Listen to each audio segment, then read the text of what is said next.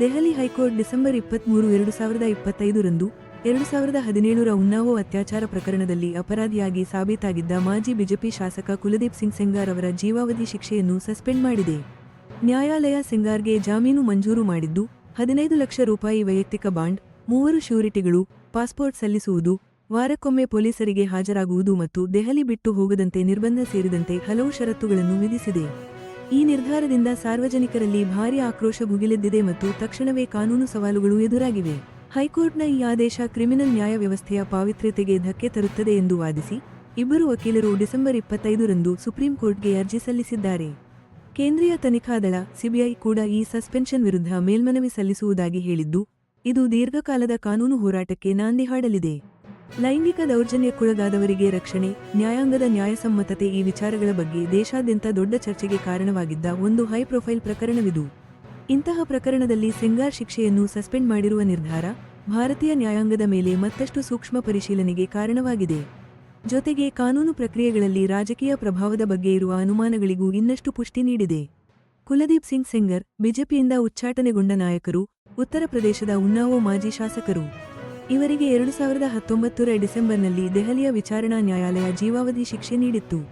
ಅಪ್ರಾಪ್ತ ಬಾಲಕಿ ಮೇಲೆ ಅತ್ಯಾಚಾರ ಎಸಗಿದ ಪ್ರಕರಣದಲ್ಲಿ ಪೋಕ್ಸೋ ಕಾಯ್ದೆಯ ಸೆಕ್ಷನ್ 5 ತೀವ್ರ ಭೇದಾತ್ಮಕ ಲೈಂಗಿಕ ದೌರ್ಜನ್ಯ ಮತ್ತು ಸೆಕ್ಷನ್ 5C ಸಾರ್ವಜನಿಕ ಸೇವಕ ಅಪರಾಧಿ ಅಡಿಯಲ್ಲಿ ಈ ಶಿಕ್ಷೆ ವಿಧಿಸಲಾಗಿತ್ತು. ಇದರ ಜೊತೆಗೆ 25 ಲಕ್ಷ ರೂಪಾಯಿ ದಂಡವನ್ನು ವಿಧಿಸಲಾಗಿತ್ತು. ಅಂದ್ರೆ ಜೀವಿತಾವಧಿ ಪೂರ್ತಿ ಸೆರೆಮನೆಯಲ್ಲಿ ಇರುವಂತೆ ತೀರ್ಪು ಬಂದಿತ್ತು. ಸೆಂಗರ್ ಈಗಾಗಲೇ ತಮ್ಮ ಶಿಕ್ಷೆಯ 7 ವರ್ಷ 5 ತಿಂಗಳಿಗೂ ಹೆಚ್ಚು ಅವಧಿಯನ್ನ ಜೈಲಿನಲ್ಲಿ ಕಳೆದಿದ್ದಾರೆ. ನ್ಯಾಯಮೂರ್ತಿಗಳಾದ ಸುಬ್ರಮೋನಿಯಂ ಪ್ರಸಾದ್ ಮತ್ತು ಹರೀಶ್ ವೈದ್ಯನಾಥನ್ ಶಂಕರ್ ಅವರನ್ನೊಳಗೊಂಡ ದೆಹಲಿ ಹೈಕೋರ್ಟ್ನ ವಿಭಾಗೀಯ ಪೀಠ ಸೆಂಗರ್ ಸಲ್ಲಿಸಿದ್ದ ಮೇಲ್ಮನವಿ ವಿಚಾರಣೆ ವೇಳೆ ಹೀಗೊಂದು ತೀರ್ಪು ನೀಡಿದೆ. ಸೆಂಗರ್ ಶಾಸಕರಾಗಿ ಐಪಿಸಿ ಸೆಕ್ಷನ್ 21ರ ಪ್ರಕಾರ ಸಾರ್ವಜನಿಕ ಸೇವಕ ಎಂದು ಪರಿಗಣಿಸೋಕೆ ಆಗೋದಿಲ್ಲ. ಈ ವ್ಯಾಖ್ಯಾನದ ಪ್ರಕಾರ ಸುಪ್ರೀಂ ಕೋರ್ಟ್ನ ಹಿಂದಿನ ತೀರ್ಪುಗಳನ್ನು ಉಲ್ಲೇಖಿಸಿ ಶಾಸಕರು ಸರ್ಕಾರಿ ಸೇವೆ ಅಥವಾ ವೇತನದಲ್ಲಿ ಇರೋದಿಲ್ಲ ಅಂತ ಹೇಳಿದ್ದಾರೆ. ಇದರಿಂದ ವಿಚಾರಣಾ ನ್ಯಾಯಾಲಯವು ಭ್ರಷ್ಟಾಚಾರ ತಡೆ ಕಾಯ್ದೆಯಡಿ ಸಾರ್ವಜನಿಕ ಸೇವಕನ ವ್ಯಾಖ್ಯಾನವನ್ನ ವಿಸ್ತರಿಸಿ ಅನ್ವಯಿಸಿರುವುದನ್ನು ಹೈಕೋರ್ಟ್ ತಿರಸ್ಕರಿಸಿದೆ. ಎರಡನೇ ಸಂಬಂಧಿತ ಮೇಲ್ಮನವಿಯ ತೀರ್ಪು ಇನ್ನೂ ಕಾಯ್ದಿರಿಸಿದ್ರೂ ಸದ್ಯಕ್ಕೆ ಸೆಂಗರ್ ಜೈಲಿನಲ್ಲೇ ಇರಲಿದ್ದಾರೆ. ಉನ್ನಾವೋ ಅತ್ಯಾಚಾರ ಪ್ರಕರಣ 2017ರಿಂದಲೂ ದೇಶಾದ್ಯಂತ ಭಾರೀ ಚರ್ಚೆಯ ವಿಷಯವಾಗಿತ್ತು. ಮಹಿಳೆಯರ ಸುರಕ್ಷತೆ ಮತ್ತೆ ನಮ್ಮ ಭಾರತದ ನ್ಯಾಯಾಂಗದ ಹೊಣೆಗಾರಿಕೆ ಬಗ್ಗೆ ತೀವ್ರ ಆಕ್ರೋಶಕ್ಕೆ ಕಾರಣವಾಗಿತ್ತು. ಸಂತ್ರಸ್ತೆಯ ಆರೋಪಗಳ ನಂತರ ಕುಟುಂಬದವರು ಸಾಕಷ್ಟು ತೊಂದರೆ ಅನುಭವಿಸಬೇಕಾಯಿತು. ನ್ಯಾಯಾಂಗ ಬಂಧನದಲ್ಲಿದ್ದಾಗಲೇ ಅವರ ತಂದೆ ಸಾವನ್ನಪ್ಪಿದ್ರು. ಇದಕ್ಕೆ ಸಂಬಂಧಿಸಿದಂತೆ ಸೆಂಗಾರ್ ಸಹೋದರನಿಗೆ 2024ರಲ್ಲಿ 10 ವರ್ಷ ಜೈಲು ಶಿಕ್ಷೆಯಾಗಿದೆ. ಸುಪ್ರೀಂ ಕೋರ್ಟ್ ಈ ಹಿಂದೆ ಸಂತ್ರಸ್ತೆ ಮತ್ತೆ ಅವರ ಕುಟುಂಬಕ್ಕೆ ಸಿಆರ್ಪಿಎಫ್ ಭದ್ರತೆ, 25 ಲಕ್ಷ ರೂಪಾಯಿ ಪರಿಹಾರ ಮತ್ತೆ ನಿರಂತರ ಬೆದರಿಕೆಗಳು ಇರೋದ್ರಿಂದ ಕೇಸನ್ನ ತಿಹಾರ್ ಜೈಲಿಗೆ ವರ್ಗಾಯಿಸಬೇಕು ಅಂತ ಆದೇಶಿಸಿತ್ತು.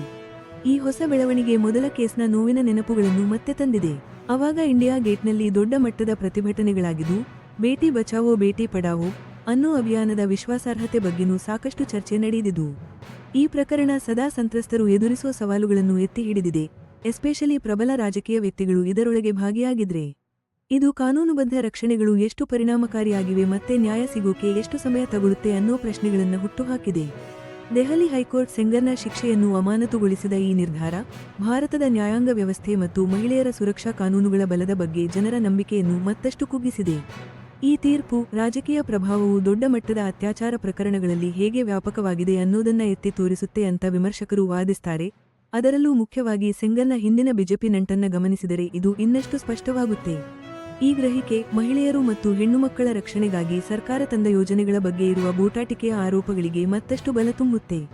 ಈ ಆಕ್ರೋಶ ಉನ್ನಾವೋ ಅತ್ಯಾಚಾರ ಸಂತ್ರಸ್ತೆಗಾಗಿ ಹಾಗೂ ದೆಹಲಿಯಲ್ಲಿ ನಡೆದ ಮಹಿಳಾ ಹಕ್ಕುಗಳ ದೊಡ್ಡ ಮಟ್ಟದ ಚಳುವಳಿಗಳನ್ನು ನೆನಪಿಸುವಂತಹ ಹೊಸ ಪ್ರತಿಭಟನೆಗಳಿಗೆ ಕಾರಣವಾಗಬಹುದು. ಇಂತಹ ಘಟನೆಗಳು ಲಿಂಗ ಆಧಾರಿತ ಹಿಂಸೆ ಮತ್ತು ಮಾನವ ಹಕ್ಕುಗಳ ವಿಷಯದಲ್ಲಿ ಭಾರತದ ಅಂತಾರಾಷ್ಟ್ರೀಯ ವರ್ಚಸ್ಸಿಗೆ ಮತ್ತಷ್ಟು ಧಕ್ಕೆ ತರಬಹುದು. ಪೋಕ್ಸೋ ಕಾಯ್ದೆಯ 5C ಸೆಕ್ಷನ್ನಲ್ಲಿ ಸಾರ್ವಜನಿಕ ಸೇವಕ ಅನ್ನೋ ಪದದ ವ್ಯಾಖ್ಯಾನದ ಬಗ್ಗೆ ಮುಂದಿನ ಸಿಬಿಐ ಮತ್ತು ಸುಪ್ರೀಂ ಕೋರ್ಟ್ ಮೇಲ್ಮನವಿಗಳಲ್ಲಿ ತೀವ್ರ ಚರ್ಚೆ ನಡೆಯುವ ನಿರೀಕ್ಷೆ ಇದೆ.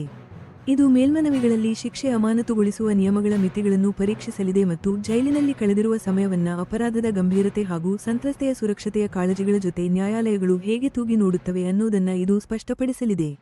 ಮುಂದಿನ ದಿನಗಳಲ್ಲಿ ನೋಡಿದ್ರೆ ಈ ಕಾನೂನು ಹೋರಾಟ ಇನ್ನೂ ಮುಗಿದಿಲ್ಲ ಅಂತಾನೆ ಹೇಳಬಹುದು. ಸಿಬಿಐ ದೆಹಲಿ ಹೈಕೋರ್ಟ್ ಆದೇಶವನ್ನ ಸುಪ್ರೀಂ ಕೋರ್ಟ್ನಲ್ಲಿ ಪ್ರಶ್ನಿಸೋಕೆ ಮುಂದಾಗಿರೋದು, ಅದಲ್ಲದೆ ಖಾಸಗಿ ವಕೀಲರು ಕೂಡ ಈಗಾಗಲೇ ಅರ್ಜಿ ಹಾಕಿರುವುದರಿಂದ ಈ ತೀರ್ಪಿನ ಬಗ್ಗೆ ಇನ್ನೂ ಹೆಚ್ಚಿನ ಪರಿಶೀಲನೆ ಖಂಡಿತ ಇರುತ್ತೆ. ಈ ನ್ಯಾಯಾಂಗ ಪ್ರಕ್ರಿಯೆ ಮೇಲ್ಮನವಿಗಳಿಗೆ ತಡೆಯಾಜ್ಞೆ ಕೊಡೋಕೆ ಇರೋ ನಿಯಮಗಳನ್ನ ನಿಜಕ್ಕೂ ಪರೀಕ್ಷೆಗೆ ಒಡ್ಡುತ್ತೆ. ಯಾಕಂದ್ರೆ ಎಷ್ಟು ಸಮಯ ಶಿಕ್ಷೆ ಅನುಭವಿಸಿದ್ದಾರೆ, ಮೇಲ್ಮನವಿ ಹಾಕೋಕೆ ಯಾಕೆ ತಡ ಆಗಿದೆ ಅನ್ನೋದನ್ನ, ಆ ಅಪರಾಧ ಎಷ್ಟು ಘೋರವಾಗಿದೆ, ಸಂತ್ರಸ್ತೆಗೆ ಹೇಗೆ ಜೀವ ಬೆದರಿಕೆಗಳು ದಾಖಲಾಗಿವೆ ಅನ್ನೋದರ ಜೊತೆ ಹೇಗೆ ಹೊಂದಾಣಿಕೆ ಮಾಡ್ತಾರೆ ಅನ್ನೋದು ಇಲ್ಲಿ ಮುಖ್ಯ. ರಾಜಕೀಯವಾಗಿ ನೋಡಿದ್ರೆ ಸೆಂಗರ್ ಶಿಕ್ಷೆಗೆ ತಡೆಯಾಜ್ಞೆ ಸಿಕ್ಕಿರುವುದು ಬಿಜೆಪಿಗೆ ಮತ್ತೊಮ್ಮೆ ಹಿನ್ನಡೆ ತರಬಹುದು ಅಂತ ಹೇಳಲಾಗ್ತಿದೆ. ಅದರಲ್ಲೂ ಮುಂಬರುವ 2026ರ ಉತ್ತರ ಪ್ರದೇಶ ವಿಧಾನಸಭೆ ಚುನಾವಣೆ ಹಿನ್ನೆಲೆಯಲ್ಲಿ ಇದು ಬಿಜೆಪಿಗೆ ತೀವ್ರ ಸಮಸ್ಯೆ ಉಂಟುಮಾಡಬಹುದು. ವಿರೋಧ ಪಕ್ಷಗಳು ಈ ಬೆಳವಣಿಗೆಯನ್ನ ಬಳಸಿಕೊಂಡು ಪ್ರಭಾವಿಗಳು ಹೇಗೆ ಕಾನೂನಿನಿಂದ ತಪ್ಪಿಸಿಕೊಳ್ಳುತ್ತಾರೆ ಅನ್ನೋದನ್ನ ಎತ್ತಿ ಹಿಡಿಯಲು ಪ್ರಯತ್ನಿಸಬಹುದು. ಇದನ್ನ ಅವರು ಬೇರೆ ದೊಡ್ಡ ಜಾಮೀನು ಪ್ರಕರಣಗಳ ಜೊತೆಯೂ ಹೋಲಿಕೆ ಮಾಡಬಹುದು. ಈ ವಿವಾದ ಸಿಬಿಐ ಮತ್ತು ರಾಷ್ಟ್ರೀಯ ಮಹಿಳಾ ಆಯೋಗ NCW ದಂತಹ ಸಂಸ್ಥೆಗಳು ರಾಜಕೀಯ ವ್ಯಕ್ತಿಗಳಿರುವ ಪ್ರಕರಣಗಳನ್ನು ಹೇಗೆ ನಿಭಾಯಿಸುತ್ತವೆ ಅನ್ನೋದರಲ್ಲಿ ಸುಧಾರಣೆಗಳಿಗೆ ಆಗ್ರಹಿಸಲು ಕಾರಣವಾಗಬಹುದು. ಅಷ್ಟೇ ಅಲ್ಲದೆ CRPF ರಕ್ಷಣೆ ಇದ್ದರೂ ಸಂತ್ರಸ್ತೆಗೆ ಈಗಲೂ ಭದ್ರತೆ ಇಲ್ಲದೆ ಇರುವುದು ಒಂದು ಗಂಭೀರ ವಿಷಯವಾಗಿ ಉಳಿದಿದೆ.